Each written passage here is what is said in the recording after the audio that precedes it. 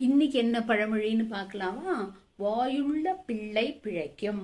இதோட அர்த்தம் என்ன அப்படின்னா, சாதாரணமாக வாய் இருந்தால் தான் பிழைக்க முடியும். ஸோ டே டு டே இதில் நம்ம பார்க்கும்போது நமக்கு படிக்கிறதுக்கு வாய் வேணும், சாப்பிட்றதுக்கு வாய் வேணும், கல்வி கற்றலுக்கு வாய் வேண்டும். நாமே ப்ரூவ் பண்ணிக்கிறதுக்கு சில இடங்களில் வாய் கண்டிப்பாக தேவையாக இருக்கும். என்னதான் இருந்தாலும் ரைட்டிங்கில் உள்ளது மெசேஜ் எல்லாம் வந்தால் கூட வாய் இருந்தால் தான் நம்ம பிழைக்க முடியும் அப்படிங்கிறது இதோட அர்த்தம். பட் இந்த காலத்தில் இதை இன்னொரு வகையாக ரிலேட் பண்ணி பார்க்கணும்.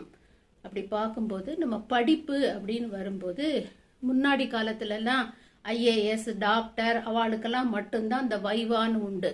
என்னதான் நீங்கள் தியரியில் பாஸ் பண்ணாலும் சரி, ப்ராக்டிக்கலில் பாஸ் பண்ணாலும் சரி, இந்த வைவா பாஸ் பண்ணுறது ரொம்ப கட்டாயம். ஏன், உலக அழகி போட்டியை எடுத்துட்டா கூட கடைசி ரவுண்டில் அவள் ஒரு கொஸ்டின் கேட்பா. அதில் துருவ ஆகும்போது தான் அந்த மார்க்கில் தான் அவள் வெளியில் ப்ரைஸ் வாங்குறா.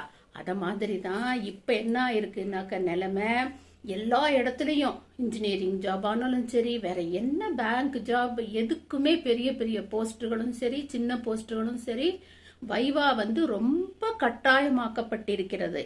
அதனால நம்ம அதுக்கு ரெடி பண்ணிக்கணும். மாணவர்களும் சரி, பிற யாரெல்லாம் வேலைக்கு ட்ரை பண்ணுறாளோ அவளும் சரி, இல்லை உலகத்தில் கம்யூனிகேட் பண்ணுறதுக்கும் சரி, இது ரொம்ப ரொம்ப தேவை வாய். ஸோ வாய் அப்படின்னா நம்ம பேசுகிற பேச்சு, நம்ம எப்படி கம்யூனிகேட் பண்ணுறோம் அப்படிங்கிறது. ஸோ அது கண்டிப்பாக வேண்டும் இந்த காலத்தில், கட்டாயமாக.